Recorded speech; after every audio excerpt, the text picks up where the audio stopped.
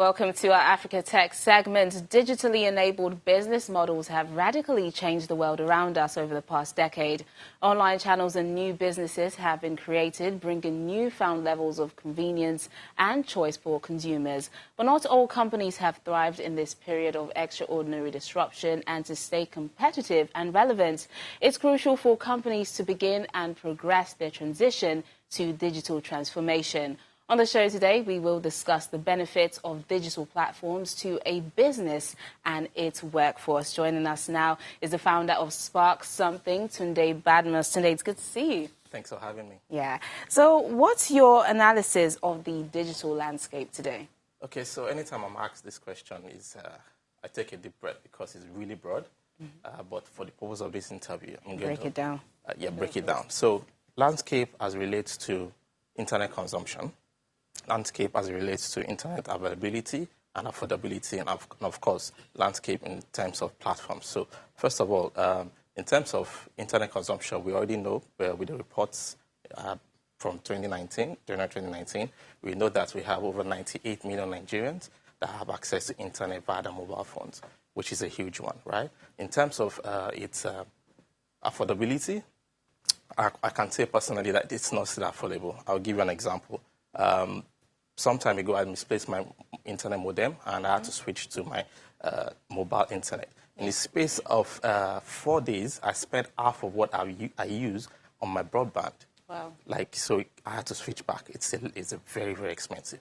In terms of availability, yes, for example, in Lagos, we know that we have close to 20 internet service providers already in Lagos, maybe because Lagos is like the commercial nerve center for Nigeria, which makes sense, and yeah, I can't say it's evenly spread across Nigeria, but we have a lot of internet service providers in this space. So yeah, in terms of the platform owners in themselves, you realize that in the space of 2-3 years, we've seen a lot of players in fintech, in transportation, and education, in this space. So the landscape is broad. Well, why is it important for businesses to use digital platforms?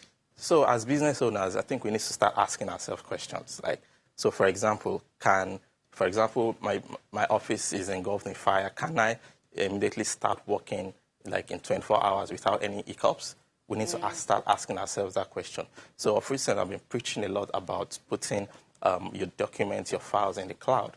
This thing doesn't cost much. If you have a web developer, talk to them, let them help you, create this access to cloud. You can put all your documents, all your files without itches. It's very easy. The other day, I extended my iCloud data to about 50 gig for just 300 naira per month. Yeah. So if you don't have access to these things, you need to ask questions, and they're all there for you. But some say digital platforms have become too profit-focused. How can businesses get around this? Okay, I won't want to speak for the platform owners, but one thing I know for sure is, as a platform owner, before you see a successful platform, they have incurred a lot of costs from investors, even advertising costs alone is a lot. The other day, TikTok released a statement that they spent over $1 billion only in US for that advertisement. So you can imagine what goes on behind the scenes we don't see. As a company, we work for one of the app lending platforms in Nigeria, and the discussions we're having is when we acquire a user, how much does it cost us to acquire a user? How much does it cost us for them to use the platform? How much does it also cost us to retain this user on the platform? So you can see all of these things that go on behind the scenes. It's a lot of cost. So if there's a case, yes, maybe we can discuss it, but if it's just something passive, I think this guy is really, investing in your platform. Okay, let's bring it back home. What is stopping Africa, talking about Africa, from developing their own digital platforms that the world can also use? Well, I think we are the ones disturbing ourselves from making this happen. First of all, the borders are not open to even Africans.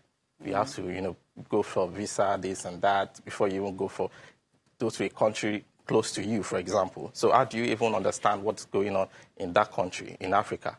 You are just limited to your own country. It should be open. The border should be open. The US and Europe provide platforms that work for them, and they bring it back to Africa or Nigeria to use. Does it work for us? are the questions we need to start asking ourselves. And it doesn't, these things are there for us to, to explore. We can develop things that work for Africa, so we need to start looking inwards, basically. Okay. So how can we equip more young people now with the necessary skills that will, serve the world in this sector? Yes. So there's something I used to tell people. There's a whole lot of resources online. Before now, I used to say, let the government do this, but I think it's high time we do the things ourselves. We need to start equipping ourselves. A lot of resources are on YouTube. I call it the University of YouTube. Like, there is a whole lot of things you can learn there. You know what you're passionate about. You know the kind of technology area you want to go into. Go right on YouTube, and it's a starting point. You'll get a lot of resources and insight in what you want. But then how do you know the right resources? Because, like you said, there's a lot of things, and it can be overwhelming sometimes. So how do you know what to focus on, like the right resources? Okay, it starts with what you, first of all, want to learn about. What area are you going into? It's a search page engine. You search for what you want. And by the time these things start coming up, once you digest it, you know which one to filter out and which one not to digest, in the long run. All right, then. Tunde Badmus, the founder of Spark Something. It's always a pleasure having you on the program. Thank you very much. Thanks for having me.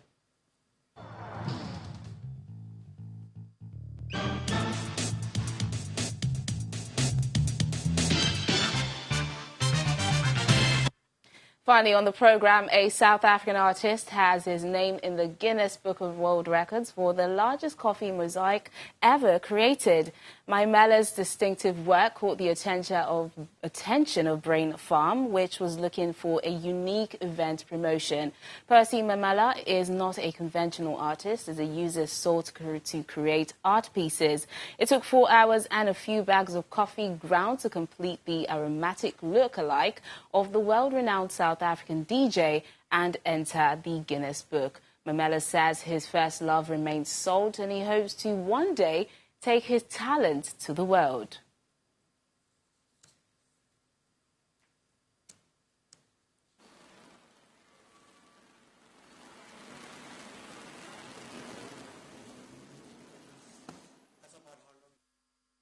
Salt is a motivation in a sense that I'm using something that has been in every household forever. I'm giving it a second purpose. In a sense, I'm trying to create an idea that we shouldn't limit ourselves to the traditional methods of doing things. And they proposed the idea of doing the art piece of black coffee with coffee. Well, initially I didn't like the idea because I felt like they were redirecting me. But because I love challenges, I was like, okay, cool, let's do it. And then I pitched to them the idea of me setting a new record for Guinness World Record. We set the new Guinness World Record for the largest coffee ground art. The final result is about 25.9 square meters. I had a chance to go upstairs and look at the artwork. So that was like, oh, this is amazing, man. Yay. I was excited.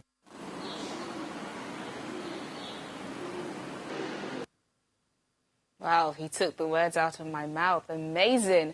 That's the program today. Thank you so much for watching. I'm Teniola Shoboale. Have a lovely weekend.